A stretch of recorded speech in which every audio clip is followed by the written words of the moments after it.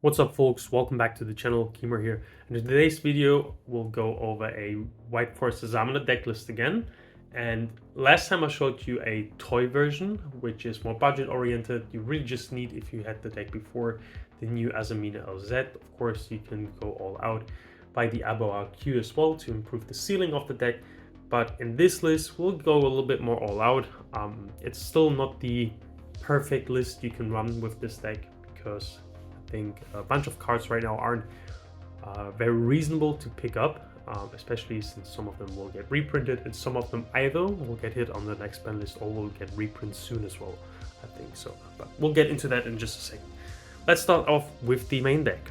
The main deck still consists of 42 cards and we're still playing the same White Forest ratios. So still 3 LZ of the White Forest, your best starter, 3 Sylvie, your best normal summon, still 2 Estella, and there's arguments for cutting this down to 0, but you often enough just need a normal summon to start with. And I'll get into some alternatives in just a second, but I think it's still the best option because you really need consistency. And of course it's tough if she gets interacted with. I said it in the toy version, then it's not as rough as in this list, but sometimes you just need to start, and that's really it. Of course, running the new LZ, and additionally, of course, as a last monster, the 1 copy of Rushia, and then still the 3 same spells: Tails, Sinful Spoils of the White Forest, and the Azamina Apis. And here's really where you could change things up. I think instead of the 2 Estella, you could also run a second LZ and a second Tails. Because these allow you to extend through weird hands where your Diabellista gets impermed, your LZ gets stopped, your Sylvie gets stopped, whatnot.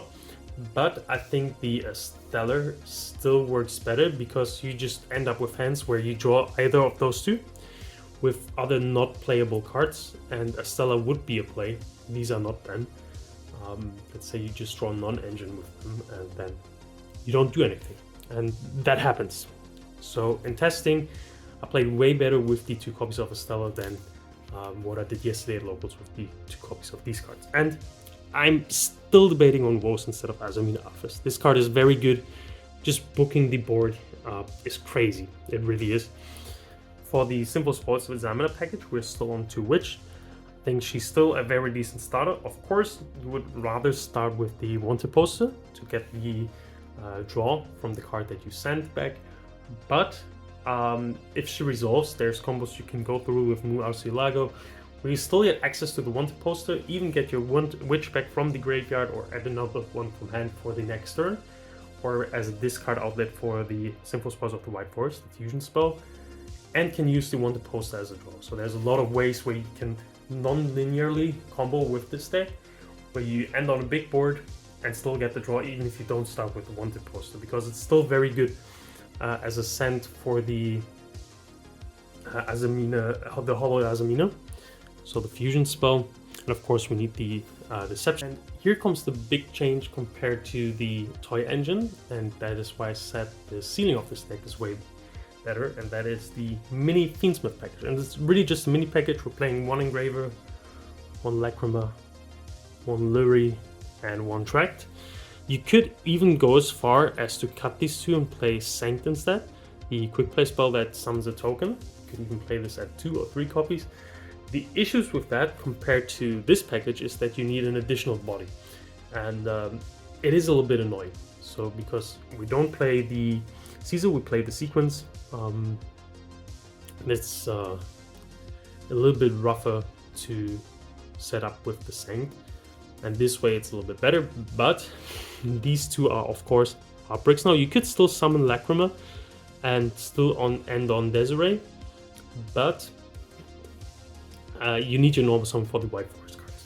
So you could still go normal summon her, go into Desiree, LZ, search Rushia instead of Sylvie, and still play from there, but you don't really want to normal summon her in this deck, but it's still an option. For the non-engine cards, we're still on 3 Droplet. Still think it's one of the best cards to play right now, especially in this deck, because going first you can just send it, and going second it still provides a lot of value. Same is true for Talons. Talons is very good to play through interruptions. You just draw, or very important as well, get information on your opponent's hand, send away a card they can play with, or that interrupts you. They ask you, you send away their nib, things like this. It's very good. And of course, the one called by. And lastly, our hand trap package. This didn't really change. Still playing 3 Ash. Now on 3 draw in the main deck. 2 nib, Veiler, and the, I think, mandatory 3 Imperm. Imperm obviously being the best hand trap to top deck still, because you can just slap it down on detonator. They need to use detonator on itself. Just then take your talents, and you're good to go. You could also completely cut the draw and instead run the Ultimate Slave package. Of course, you need target like the Aggregator and the extra deck, but I still think that's a very reasonable approach as well. And of course, there are a ton of changes you can do to the main deck list if you are on a bigger budget. First thing I would do personally is replace the 3 draws with 3 Mulchami Fuvolus, simply because you can send them for the Witch, so it's not tough to draw them going first. I think you should main deck Fuvolus if you have a discard outlet, and this deck obviously has that. You can send it for Deception, you can send it for Witch, there's always ways to get rid of it. I think you should also replace 1 Diabell Star for a second Engraver as well, just to increase the chances of hard drawing into your Fiendsmith engine than starting with it. Since we're running the Fiendsmith engine, the extra deck of course changes drastically. For the White Forest cards, we're still on the same good old stuff. Silvera, Arciela, and Diabell. You can never cut these in the pure White Forest deck. In the Runic version, I said Arciela you can maybe cut, even though in the maybe newer version now with the Azamina cards, I would still play her as well. You can maybe cut other cards. Of course, playing Chaos Angel and some fusions, but here we're only playing the Ilias Silver for the Azamina cards and the Mu Arcielago. I think the others are not mandatory or necessary in this deck list. I think other cards are more important. One of them is the Shirozo. I showed it off in the previous video how to start with the Simple Spoils card and get into your White Forest engine. You need the Magister Shirozo for that. Of course, we're still playing the Quick Play spell, we're still on Guardian Chimera. And since we're playing the Fiendsmith cards, of course, as a last fusion on Desiree, and we need Requiem, Sequence to go into Desiree, and Moon of the Closed Heaven to hard make the Fiendsmith engine with just the bodies we get from our regular combos, which is super easy in this deck. The last Fiend card that is way easy to make in this version of the deck, since we're playing the Fiendsmith card, is the Aboaku. And the way I usually make it is after we went Sequence, summon out Desiree. If you already have your other stuff on board, especially the Ilias Silver, so you're protected from cards like Nib, you use the Sequence and some other bodies, for example the Diabell plus a, let's say, Rusha that you summon back from your graveyard to go into the Aboaku. Then you use her effect to summon back the Diabell. You can just use Sequence from the grave to equip to the Desiree. That's also the reason we're not running Agnum Day, simply because going first, we would never summon it. We will always summon out the Aboaku. Of course, if we don't have any other place, Agnum Day would be very good, and you can definitely include it in this list as well, but I think it's not as necessary. Of course, still running SP, unless I'm playing Branded, I'll probably never cut that card. It's way too flexible, way too good. And then the last card here, and that's the toughest spot for me to choose, is the Typhon, and there's a lot of different options. I think Agnum Day would be a reasonable card to play instead. Abyss Dweller would be a reasonable card to play instead. Baguska if you get nipped. And then we have the other Azamina options, but I think you don't really need them because the end boards are just too strong. If you combo off, it should usually end on Diabell, Ilias Silver, Aboaku, and Desiree.